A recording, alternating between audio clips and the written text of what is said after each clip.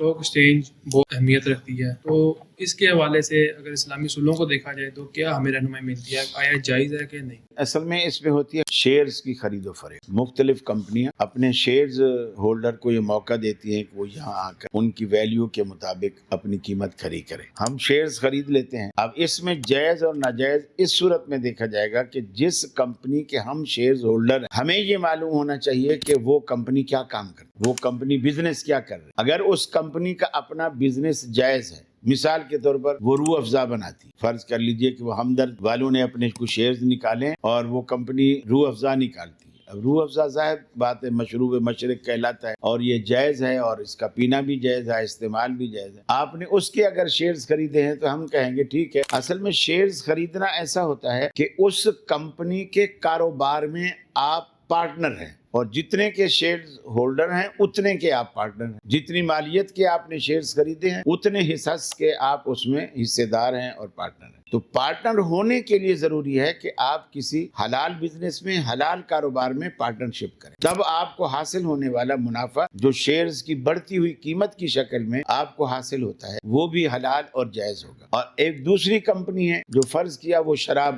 بناتی ہے، ہم اس کے شیئرز خرید لیں تو ظاہر بات ہے یہ بزنس ناجائز ہے۔ اب ہم اس ناجائز بزنس میں کاروبار کر رہے ہیں، شیئرز خریدے ہیں تو ہم ناجائز شیئرز ہولڈر ہیں۔ اب اس سے حاصل ہونے والی انکم، منافع، وہ بھی حرام۔ تو اسٹاک ایکسچینج بذات خود برا نہیں ہے، آپ کو یہ طے کرنا ہے اور یہ پہلے سے تحقیق کر کے معلوم کرنا ہے کہ جس کمپنی کے میں شیئرز خرید رہا ہوں یہ کمپنی بزنس کیا کرتی ہے اور آیا وہ بزنس شرعی اعتبار سے جائز ہے یا ناجائز۔